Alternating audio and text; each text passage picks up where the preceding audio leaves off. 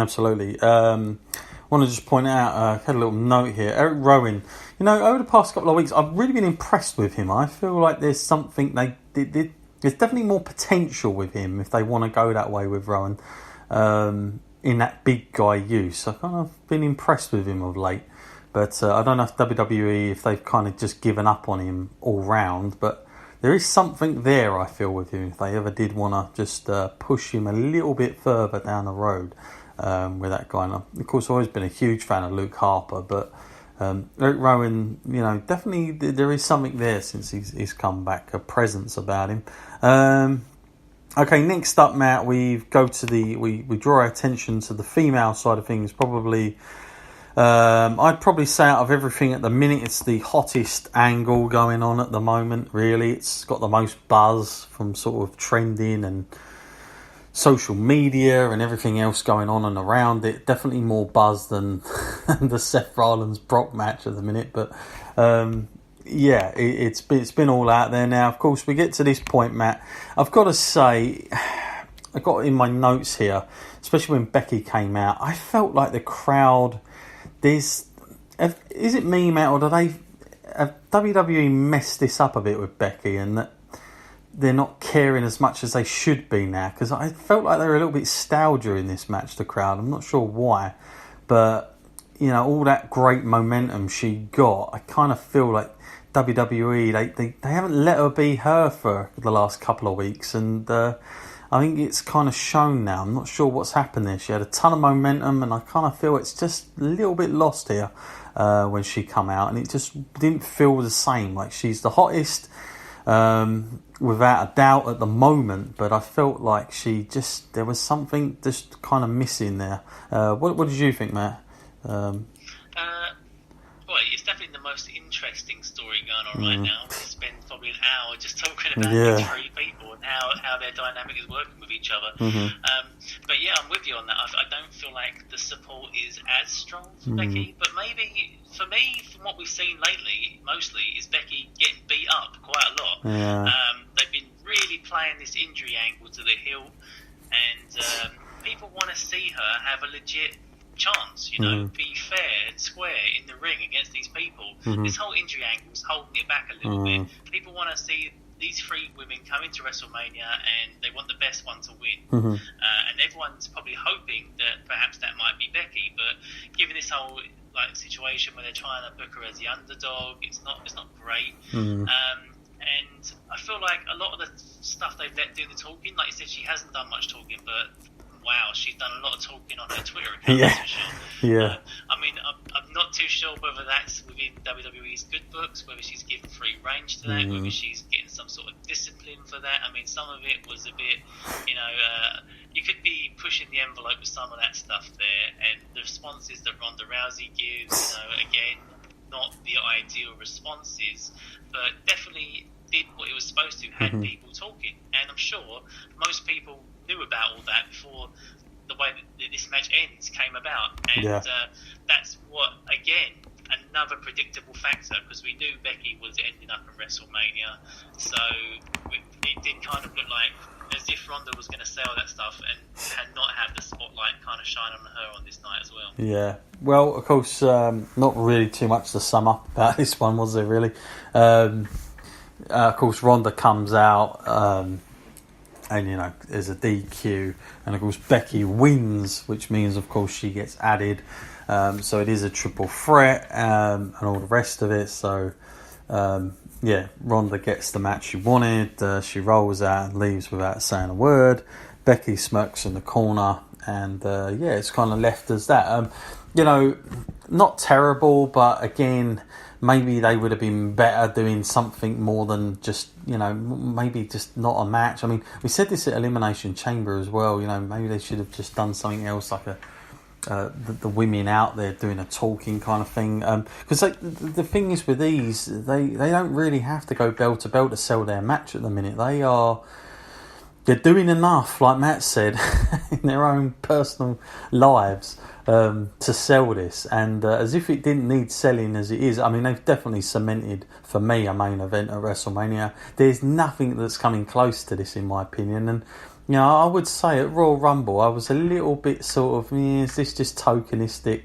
Are they just giving them this match because, we've been on that journey for about a year since Ronda showed up, since Charlotte and Evolution, the pay-per-view. Have we just been on this journey just to get there as a token thing? Now, Matt, I kind of feel like they've earned it. I mean, I really do. I think they have...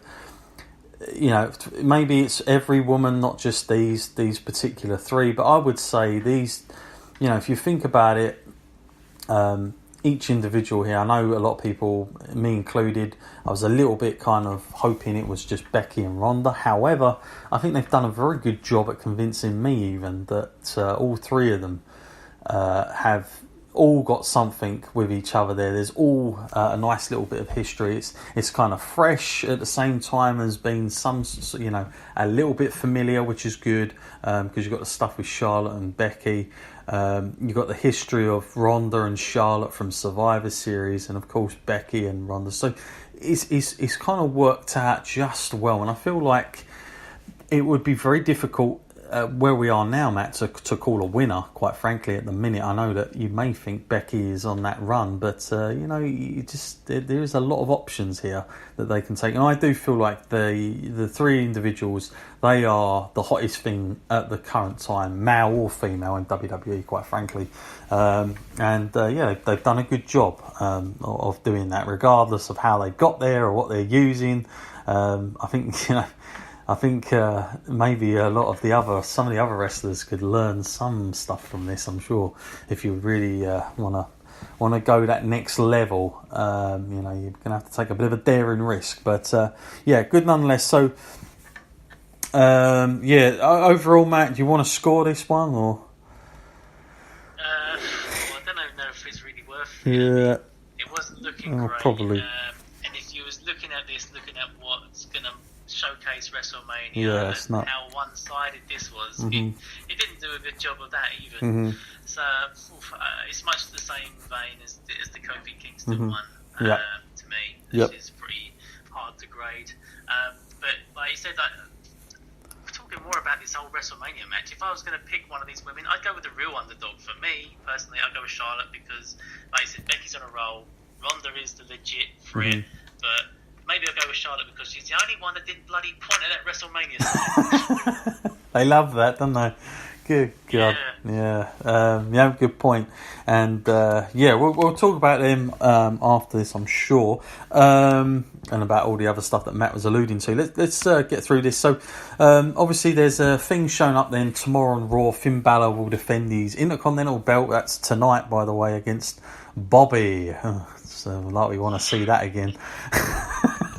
Also, Batista goes face to face with Triple H tonight. So they're pushing on that as well. We'll talk about that a little bit more after the show as well, because of course we haven't had time to talk about that since our last podcast. But then we get Elias out once more time run down. And when he's done, you get this Lacey Evans business coming out. This is getting really ridiculous. I'm sure Vince is loving all this and he thinks this is fantastic. But from out of nowhere, of course, Randy Orton, Matt, and it was out of nowhere really, hits Elias with the RKO as he celebrates. And then another wrestler's like a video game at this point. AJ Styles come out of nowhere and of course gives the forearm. Exciting, yeah. I've got to say, this obviously a setup for WrestleMania here, Matt. Randy Orton, AJ Styles, we're wondering what they were going to do. And I like both guys individually, but I just feel like, it just reeks to me, we've got nothing better to do for you, so you two are going to wrestle. Because I don't know what these two have really got beef with each other for. I mean, I just would not imagine how this is all coming about.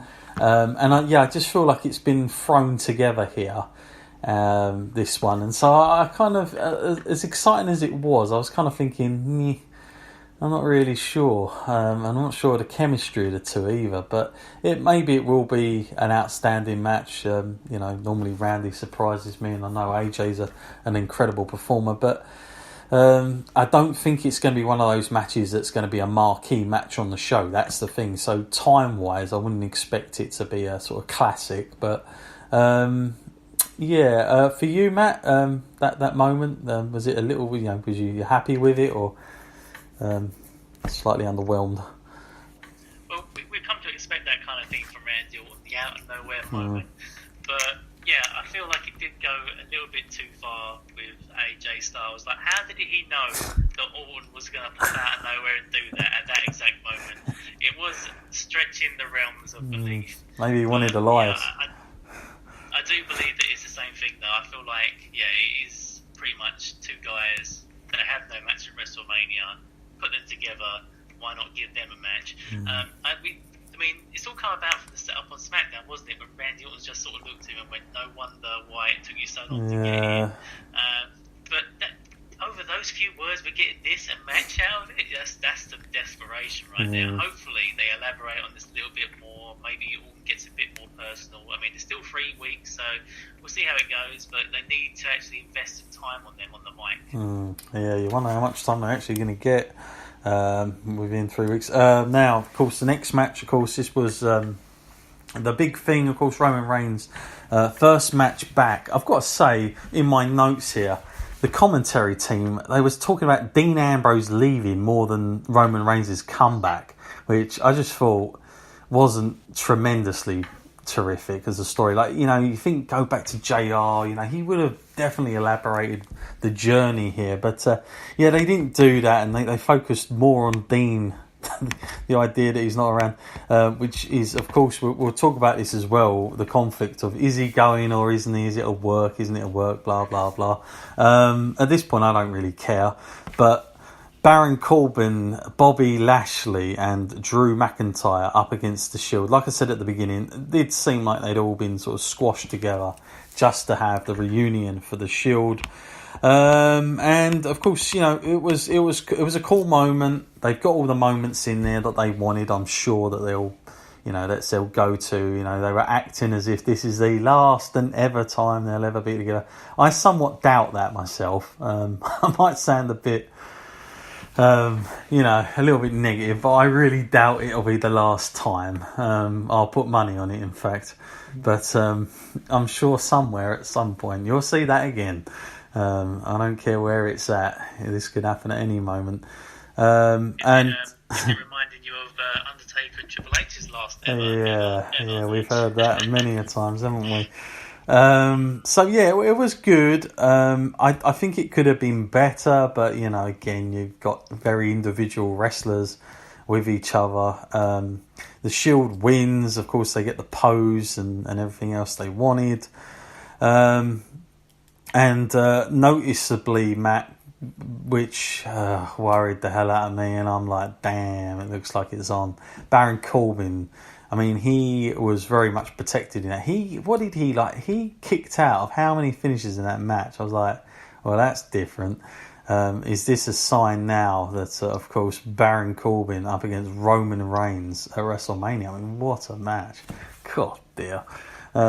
But anyway, Baron Corbin. And the worst thing about this match, Matt, I would say, other than Drew McIntyre, like, all the guys were in sort of tops and vests. It was very odd, who's a wrestler and who's not, sort of thing, in all this. And it was a little bit of a shame, but good and sort of bad at the same time. I wasn't really, if I'm being totally honest, I've never really, I liked the Shield when they were first together, but since the breakup, the whole reunion things, I think in storyline, I can take so much of having a forgetful brain, but honestly, in under 6 months, they're already back, and considering some of the stuff they were saying, especially on Dean's part about Roman Reigns, it is a little bit false to me, all this.